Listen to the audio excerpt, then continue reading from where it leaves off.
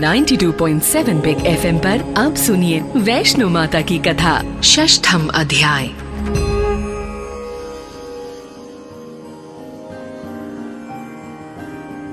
अब तक आपने सुना, दैत्यों के राजा दैत्यराज ने ब्रह्मा जी से वरदान प्राप्त कर तीनों लोकों पर अधिपत्य स्थापित कर लिया था।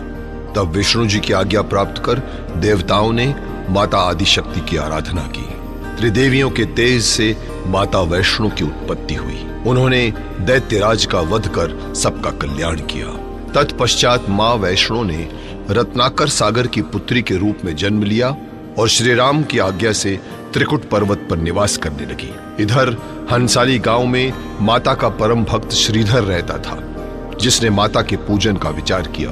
परंतु उसी गांव में भैरवनाथ नाम का अवघड़ साधु भी रहता था, जिसे माता रानी पर तनिक भी विश्वास न था। उसने श्रीधर की पूजा खंडित करने की ठान ली।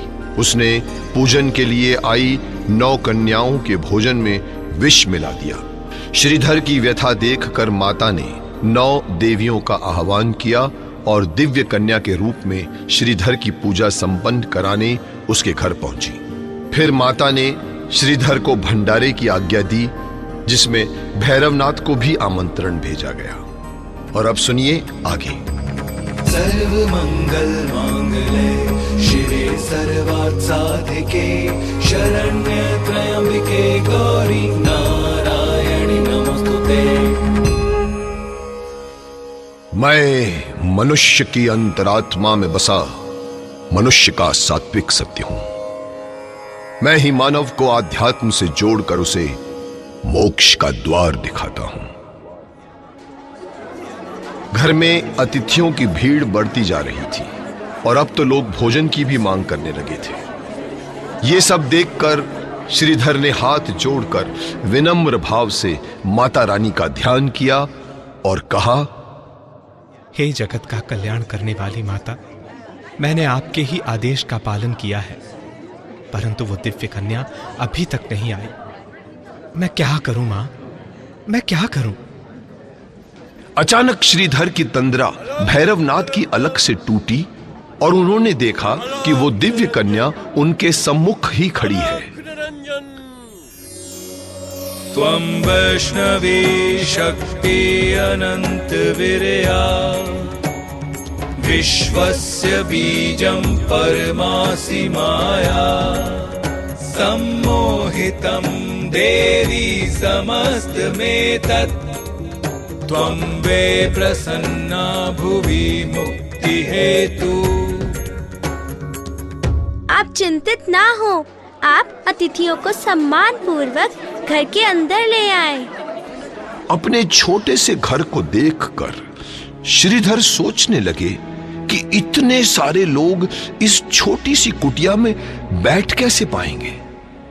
यही सोचते सोचते उन्होंने द्वार पर अपने 360 शिष्यों के साथ खड़े भैरवनाथ को प्रणाम किया। अलख निरंजन। जय माता दी। हे महात्मन, आपका इस गरीब की कुटिया में स्वागत है। अरे मूर्ख का ज्ञानी, हमें तो स्वयं देवराज इंद्र भी भोजन नहीं करा सकते और तुमने हमें भोजन पर आमंत्रित किया है। हे योगीराज, मैंने तो सिर्फ अपनी माता रानी और उस दिव्य कन्या का कहना माना है, वरना मुझ में क्या सामर्थ्य कि मैं आपको भोजन करा सकूं। दिव्य कन्या? कौन है वो दिव्य कन्या और कहां है वो? वो कन्या मैं हूँ भैरवनाथ। भैरवनाथ की आंखें सुर्ख लाल थीं और उसके हाथ में एक बड़ा सा चिमटा और कमंडल था। उसने दिव्य कन्या रूपी माता वैष्णो की ओर देखा। कन्या के मुख पर तेज झलक रहा था। उस तेज को देखकर भैरवनाथ को अंदेशा हो गया कि ये कोई साधारण कन्या नहीं है। आइए योगीराज, घर के अंदर आकर आसन ग्रहण कीजिए। अरे तुम्हारी इस छोटी सी कुटिया में इतनी जगह कहां है कि हम और हमारे 360 चेले बैठ सकें?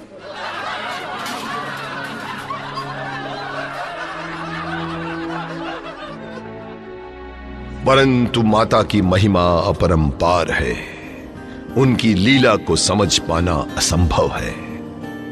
एक एक करके भैरवनाथ के 360 शिष्य घर में आ गए, फिर भी काफी जगह बची रह गई थी।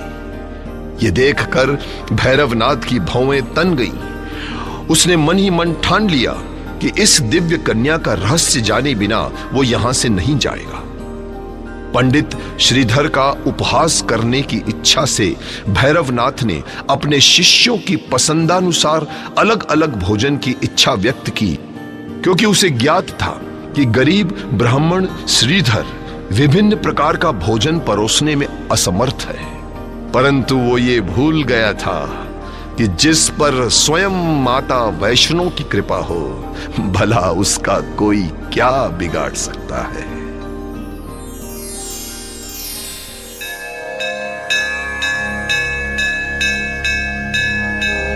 क्या श्रीधर भैरवनाथ की इच्छा अनुसार भोजन करा पाएगा? क्या माता रानी की कृपा से श्रीधर भैरवनाथ के क्रोध से बच पाएगा? जानने के लिए सुनते रहें 92.7 बिग FM। आप हमसे फेसबुक पर भी जुड़ सकते हैं। लॉग ऑन करें www.facebook.com/92.7 बिग FM। शेरावाली का जयकारा लगाओ, लाइफ बनाओ।